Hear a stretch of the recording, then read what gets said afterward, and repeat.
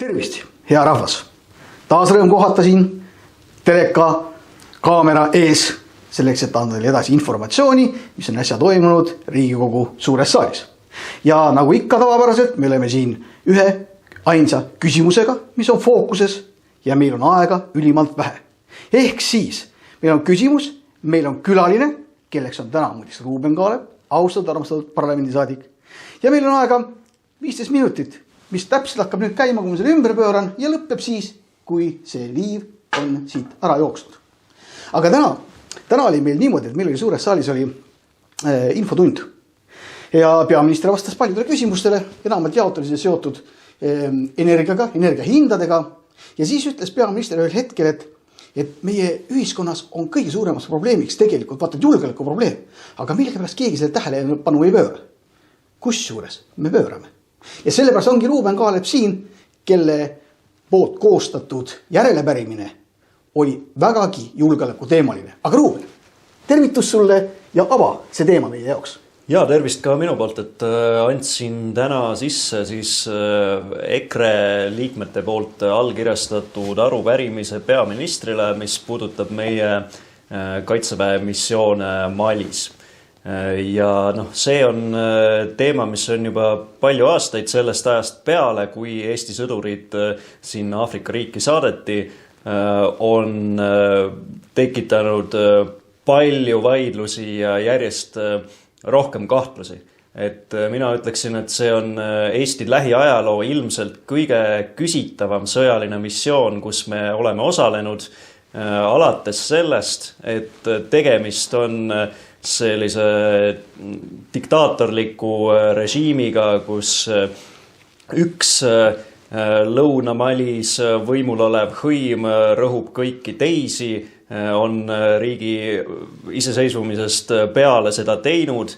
Seal käivad jõhkrad, brutaalsed aktsioonid nii berberitest tuareegide kui ka teiste vähemusrahvaste nagu fulaanid või dogonid iseseisvuspõiete allasurumiseks. Mali armee, keda nüüd Eesti sõdurid on juba aastaid välja õpetanud, endiselt paneb toime sõjakuritegusid, toimuvad tsiviilelanike hukkamised, õhurünnakud tsiviilelanike põgenike kolonnidele. Siis viimase 10 aasta jooksul on Mali riigis toimunud 3 relvastatud riigipööret. Hetkel on võimul riigipöörajate hunta, kes surub maha vägivaldselt teisiti mõtlemist, opositsiooni. Et tegemist on selgelt sõjaväelise diktatuuriga, mis nüüd äsja paar nädalat tagasi teatas, et valimised, mis alguses olid plaanitud selle aasta veebruariks, lükatakse 4 aastat edasi. Nii, aga Ruuben, aga nüüd on see, et okei, see, mida sa praegu valgustad, see on üsna kohutav, kukub välja, aga see on kogu see taust. Ja, aga vaata, mida meile seletakse. Meile seletakse niimoodi, et jätke see Mali järgi. Ärge puudutage seda, ärge keelduge sellest, ärge olge vastu, sellepärast, et vastasel juhul, kui meie neid ei aita, siis nemad, meie liitlased ka meid ei aita. Nad seovad Mali missiooni just nagu liitlaskohustusega ja vägagi tihti, ja see üldse harv nähtus, seotakse seda ka konkreetselt ka NATO kohustustega just nagu. Aga minul on selgem arusaam saanud selline, et see on, ütleme, kui mitte just eksitav. Me räägime siis Prantsusmaa aitamisest. Et Prantsusmaa on endine Mali koloniaalriik, kes kunagi valitses kogu seda territooriumi ja on endiselt säilitanud väga suured privileegid kogu Lääne-Afrikas. Ja Prantsusmaal on seal selged majanduslikud huvid, kuna Mali on suur nii uraani kui nafta kui kulla eksportija. Need majandusharud on need, millest Prantsusmaa on selgelt huvitatud.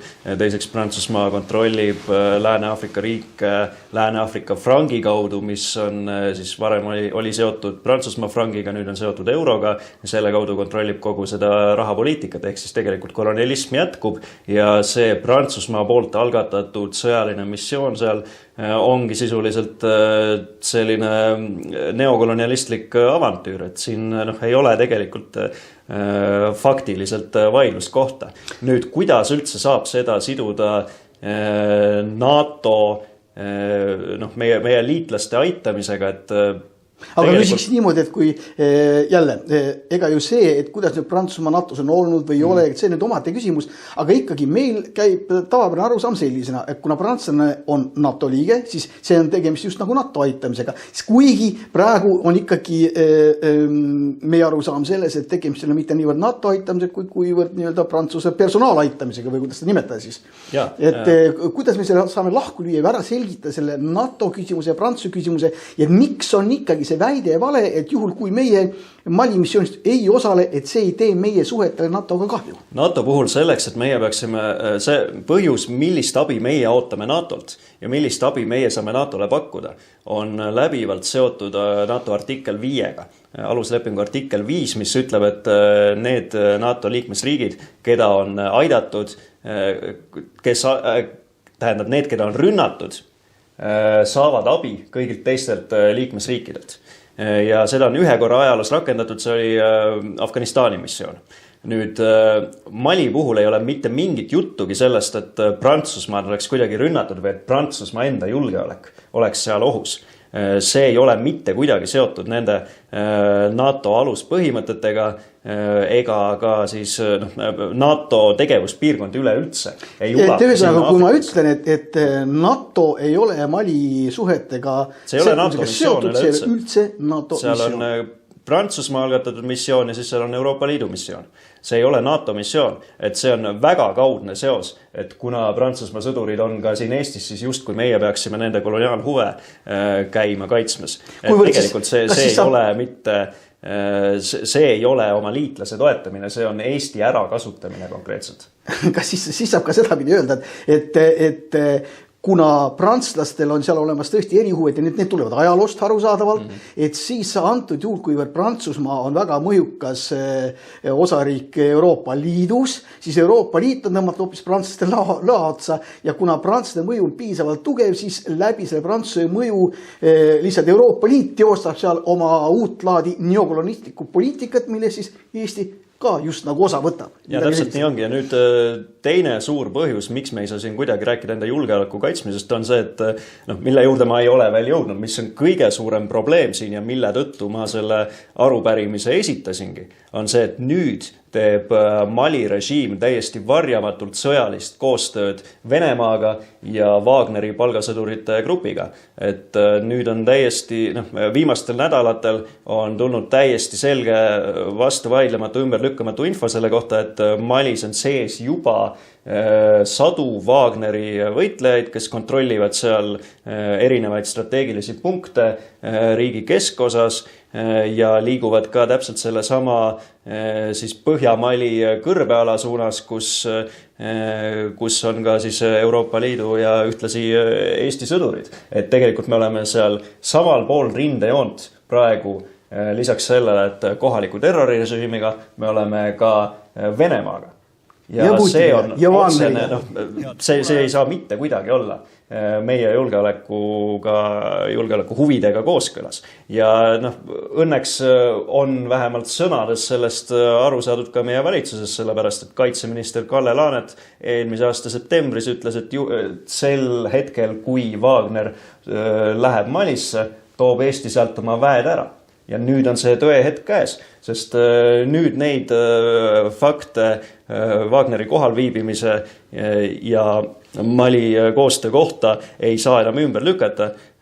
Nüüd on see hetk, kus me näeme, kas Eesti valitsus peab oma lubadusest kinni või mitte, või me ikkagi ütleme, et ei, et me siin ikkagi peame Prantsusmaaga läbi rääkima, et kas nad ikka lubavad meil ära minna, et äkki neil on ikka seal veel toetust vaja, äkki, et ega see Wagner ja Venemaa on kaks eraldi asja, kui neil ametlikku koostöölepingut pole alla kirjutatud, et kas me tõesti kuuleme nüüd selliseid demagoogilisi keerutamisi valitsuse poolt või lüüakse lõpuks selg sirgu ja pärast kõiki neid jamasid, mida me oleme Malis näinud, lõpuks saame aru, et see on see viimane piisk. Meil ei ole teist varianti, me peame sealt viivitamatult ära tulema. See on lihtne ja mõistetav, armsad inimesed. Ja nüüd ennem seda, kui see lõik nüüd otsa saab, ma lasen selle saate lõppu veel selle avalduse esitamise juures kõneldu, nii et kõnepulti tuleb taas isand Kaalep. Aitäh teile! Aitäh! Head kuulajad! Kaitseväe osalemine Mali konfliktis on Eesti lähiajaloo üks kõige küsitavamaid sõjalisi missioone. Selles konfliktis osalemist ei saa mitte kuidagi võtta Eesti kohustusena liitlaste ees ja sel puudub vähimgi seos NATO artikliga 5. Mali riiki terroriseerivad neegrirežiimid, kes püsivad võimul muuhulgas meie sõdurite toel, on iga aastaga muutunud üha grotesksemaks. Lisaks sellele, et sõdime ühel pool rindejoont türanliku ja verejanulise rahvaste enesemääramiselt tallava huntaga, on nüüd selgunud ka vastuvaidlematud tõsiasjad Mali režiimi koostööst putinliku Venemaa ja kurikuulsa palgasõdurite grupiga Wagner. Kuigi probleemid Mali missiooniga on järjest süvenenud ja sidunud Eesti kaitseväge üha enam tarbetu taagaga, on Eesti valitsused seni igal aastal kiitnud heaks missioonide uuendamise. Küll aga on igati kohane, et viimaseks piisaks meie osaluse katkestamisel peaks saama Mali režiimi koostöö Venemaa ja Wagneriga. Nii ütles ka kaitseminister Kalle Laanet eelmise aasta 22. septembril. Juhul, kui Wagneriga tehakse koostööleppe ja Wagneri eraarmee asub Malis tegutsema, siis Eesti kontingent tuleb sealt ära. Tõehetk, kas valitsuspoliitikud jäävad oma sõnade juurde, on nüüd käes. Ja sellest kõigest tulenevalt annan ma üle arupärimise peaministrile.